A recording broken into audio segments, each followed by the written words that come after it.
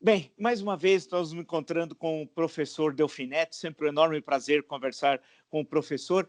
E uma questão que eu acompanho, professor, paulatinamente na pauta das exportações brasileiras, no Quantum, e na participação da indústria no PIB, é cada vez menor. O que está acontecendo? É um fenômeno de desindustrialização do Brasil? É um fenômeno mundial? É nosso? Como é que o senhor explica isso? Vilas, essa é uma questão muito boa. Primeiro, é uma alegria voltar a falar com você. Essa é uma questão muito boa. O que aconteceu com a indústria brasileira? Se você me permitir voltar um pouquinho na história. Claro. De 45 a 1980, o Brasil cresceu a 7,5% ao ano. E a indústria brasileira crescia a 10%, 11% ao ano. Você estava absorvendo a mão de obra da agricultura, era uma mão de obra despreparada, mas você incorporava o processo produtivo e você expandiu a indústria. Em 1980, não sou eu quem fala, são os relatórios do Banco Mundial e do Fundo Monetário. O Brasil tinha a indústria mais sofisticada do mundo emergente. Como ela tinha sido construída? Ela tinha sido construída claramente com os empresários brasileiros, apoiados por uma política de governo, basicamente centrada no seguinte: você tinha uma taxa de juro razoável, uma carga tributária razoável, e você criou incentivos de exportação muito importantes. A prova disso é que as exportações brasileiras de produtos industrializados, quando você compara com as exportações mundiais de produtos exportados, cresciam 15% ao ano. Quando em 84 houve a grave crise, 82, 83, a grave crise no petróleo, depois houve a substituição de governo. No plano cruzado de 85, 86, você pela primeira vez voltou a usar a taxa de câmbio como instrumento para controlar a inflação. Quando você usa a taxa de câmbio para controlar a inflação, você começa um mecanismo de matar a indústria. Porque você tira da indústria a sua capacidade mais importante, que é de competir no exterior, mostrando que ela tem eficácia, que ela tem eficiência. Então, o que aconteceu? Lentamente ela foi se dissolvendo, mas a coisa mais grave aconteceu no plano real. O plano real, Vila, que é uma pequena joia, você pensa, do ponto de vista da estabilidade monetária, é uma coisa muito bem urdida. É evidente que, com as experiências que tinham acontecido no exterior, mas a nossa gente é muito competente, fez um plano interessante.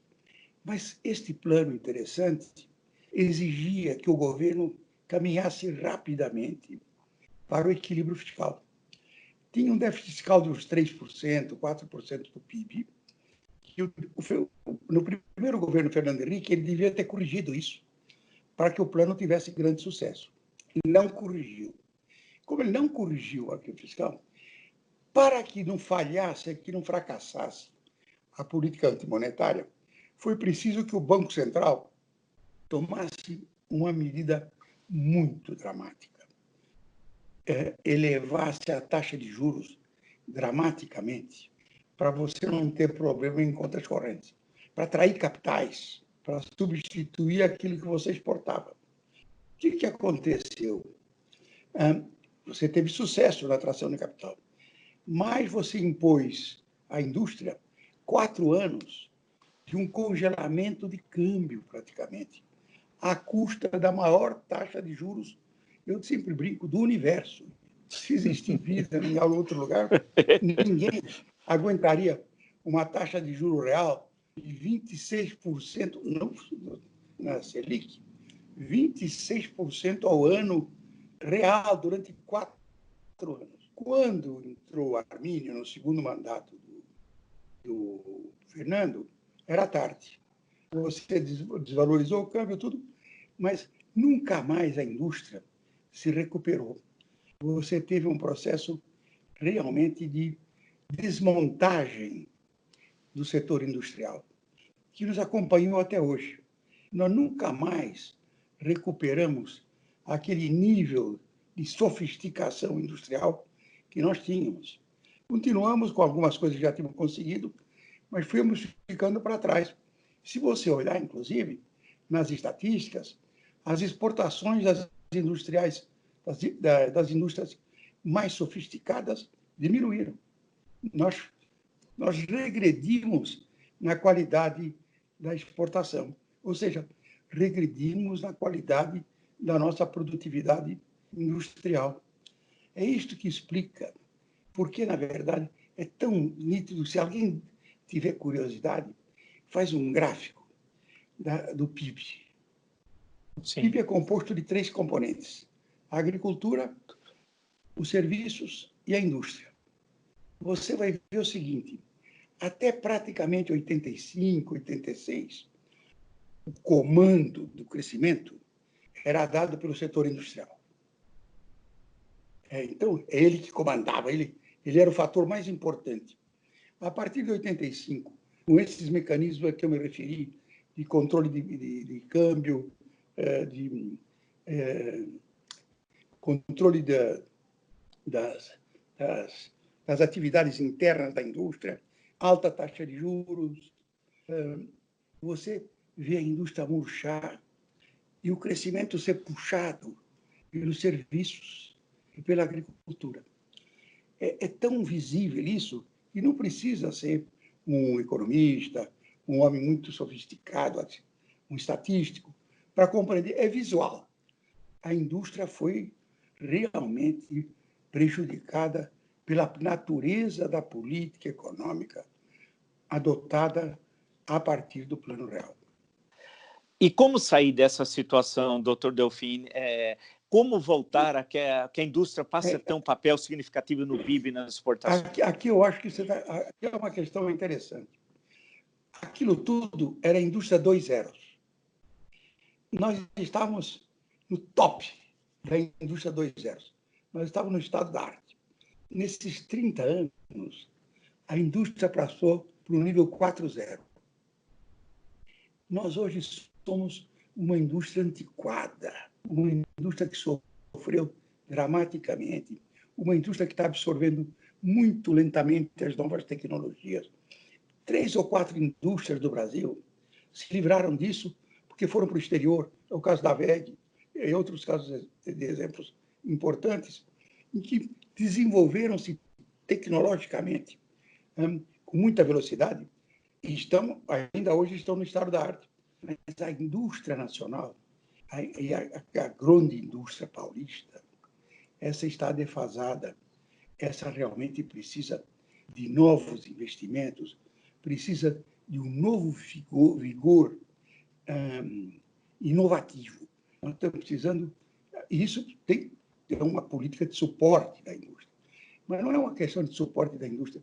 Tem que ser uma coisa horizontal, não é escolher preferências. É uma política horizontal que eleve lentamente, de novo, o nível de atividade para onde nós temos que ir. Nós precisamos conquistar um avanço tecnológico. Esses 30 anos nos produziram um atraso dramático, ainda que você tenha setores que estão no estado da arte, como eu disse. Deixa eu perguntar uma questão para o senhor no campo histórico. Se eu estiver errado, o senhor, por favor, me corrija. A correção monetária foi uma criação quando o senhor era ministro da Fazenda, no governo Costa e Silva, né? Estou correto ou não? Não. Quem criou a correção monetária foi o doutor Bulhões. No governo Castelo Branco. No governo Castelo Branco, doutor Bulhões era um economista extremamente sofisticado. As pessoas não têm ideia. Era um austríaco, uma escola austríaca de grande sofisticação, treinado, um sujeito de uma honestidade tremenda. Era uma coisa... Tem um caso concreto, se você me permitir. Claro. No governo Costa e Silva, ele teve um câncer no pâncreas e foi se tratar. O presidente me disse: não, você atenda doutor Bulhões. Ele resistiu, mas não conseguiu mandá-lo para os Estados Unidos, onde ele se tratou. Ele recebeu, portanto, como uma doação de lá, $5.000, eu não me lembro quanto, era uma porcaria. Quando ele voltou, ele foi me visitar e disse: eu quero devolver o que sobrou. E eu falei: doutor Bulhões, o senhor vai me mandar para a cadeia. Porque o senhor sabe que eu prevariquei. Por ordem do presidente, nós entregamos por fora, na Secretaria do Tesouro em Nova York, esse recurso. Se eu introduzir isto agora no governo, eu confirmo que prevariquei. Isso, mas o que eu faço? O senhor doe isso.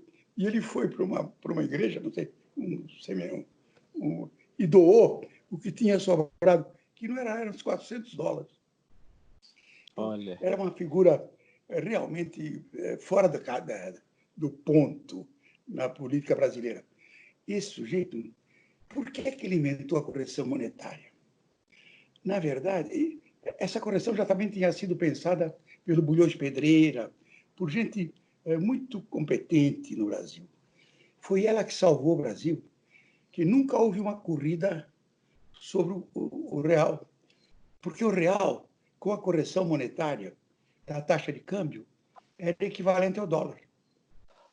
Ou seja, qualquer brasileiro podia comprar um papel do Tesouro com correção monetária do câmbio ou da inflação. Ou seja, era como se ele tivesse comprado $1. Quando dava as grandes crises, que na Argentina fugia todo o dólar, em todos os países fugiam todo o dólar, não. Na crise, ele se refugiava no papel do Tesouro, que era o dólar. Ou seja, aquilo foi um dos mecanismos de estabilização mais inteligentes que foi utilizado. Não foi invenção deles, já tinha acontecido isso no século passado, em vários países. Mas, realmente, o Bulhões Pedreira, 2 Bulhões, o Bulhões Pedreira e o doutor Bulhões, foram instrumentais nesse processo. O Roberto Campos ajudou, e outras pessoas depois, eu acho que tiveram um papel também importante. Mas, quando você inventou a correção monetária, você desenvolveu no Brasil uma expertise contábil extraordinária. Você conseguiu fazer a contabilidade real, tendo uma enorme inflação. Porque você desenvolveu uma tecnologia de construir o balanço, deduzindo da inflação, ou dos efeitos reais à inflação. O Brasil não construiu apenas, é verdade que ele copiou a correção monetária, mas ele desenvolveu toda uma tecnologia para conviver com a correção monetária. Vilas, quando o Milton Friedman veio ao Brasil, em 73, eu era ministro da Fazenda, e ele andava com uma carta, um gráfico na mão. O Brasil era o seguinte: a inflação declinava e o PIB subia. Ele disse: como é possível isso com essa correção, com essa inflação que vocês têm aqui? E aí ele se convenceu que, de fato, a correção monetária funcionava. E funcionou. É que funcionava de um lado. No primeiro choque externo importante, um choque de oferta, você mostrou o seguinte, que ela produziu um enorme desequilíbrio. E aí você foi para uma hiperinflação. Mas mesmo assim, mesmo na hiperinflação, aquela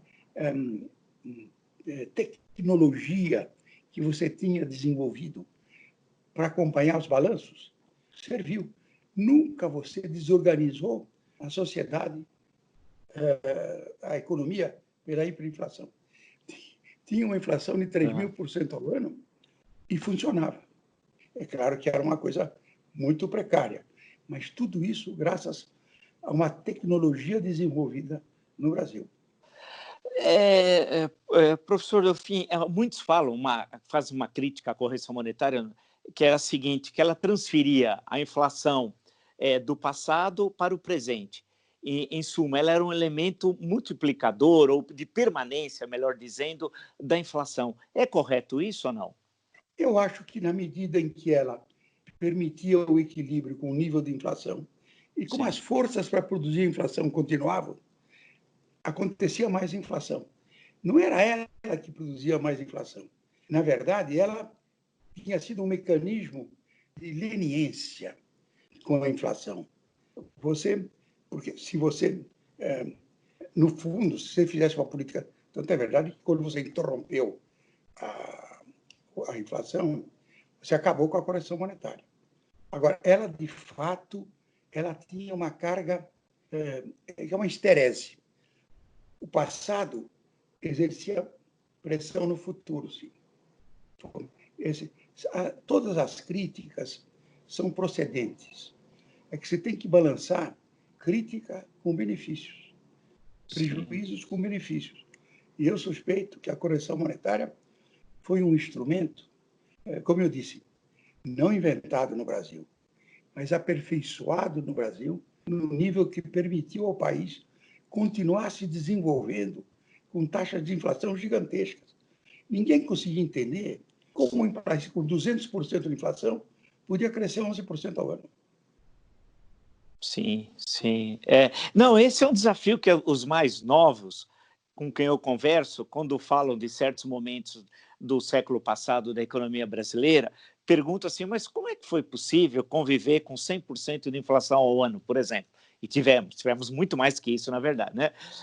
Aí eu falo, olha, as pessoas conviviam, o comércio, a indústria, os serviços, a agricultura, nós convivíamos com isso, havia mecanismos também na compra de imóveis, havia, né, uma série de instrumentos para essa convivência, né, doutor Delfim? Tudo tinha correção monetária. Agora, Vila, você tá levantando uma questão muito interessante.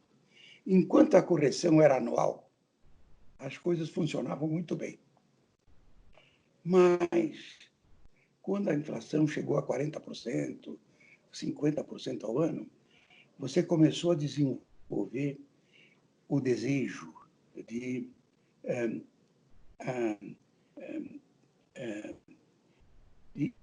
eliminar, ou melhor, de corrigi-la sem a correção monetária. Então, o que acontece? Nós viramos... Eu me lembro, eu estava no governo nessa época, aliás, briguei, inclusive, com a Casa Civil, porque quando nós reduzimos a correção de 1 ano para 6 meses, eu disse para o doutor Leitão, a inflação está em 50, a inflação vai para 100. Ela simplesmente vai dobrar. Você encurtou o período e ela vai dobrar. E aconteceu isso mesmo. À medida em que você foi diminuindo o período de correção, ela foi se acelerando dramaticamente. No final, a correção era diária.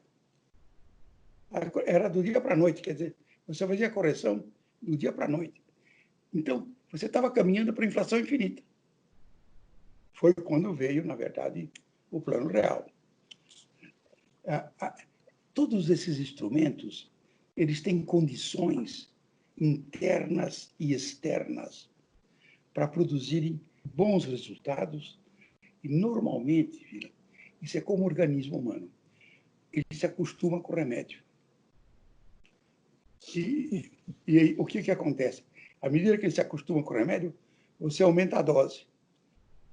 Ele te faz um efeito, no final você acaba viciado. Eu lembrei de uma coisa aqui que o senhor falava, o senhor dizia assim, o Brasil tem a mania da inflação gregoriana, ou seja, na passagem do ano tende a aumentar os preços de dezembro para janeiro, porque é outro ano. É verdade. Não, numa larga medida, a inflação, e em todas as economias, ela é dominada pela expectativa. É impressionante como as pessoas acreditam de verdade que o mundo muda do dia 31 de dezembro para o dia 1º de janeiro. Sim. Nós achamos isso graça, mas as pessoas mais simples realmente acreditam que a passagem do ano é uma passagem no instante da vida.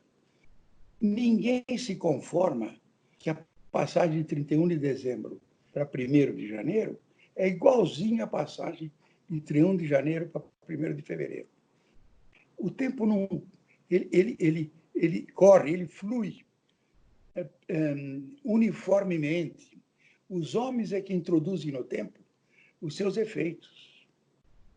Sim, sim, perfeito.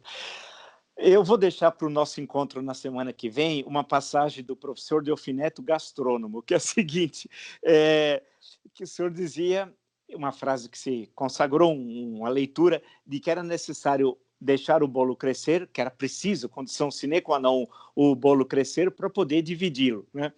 Essa é uma questão que se repetiu quando eu era jovem, faz tempo, e comecei a fazer economia. O pessoal lembrava disso, ou contra ou a favor. Mas vamos deixar essa questão para a gente conversar na semana que vem. Essa é uma questão interessante, que vai envolver o Fernando Henrique Cardoso. E quando ele pensava que era socialista, inventou essa frase. Tá bom. Tá bom. Com a sua competência e com a elegância natural. Perfeito. Tá bom, doutor Delfim. Então, semana que vem nos encontramos, então. Se Deus quiser, até sexta. Tá bom. Até sexta, então. Tá bom, até mais.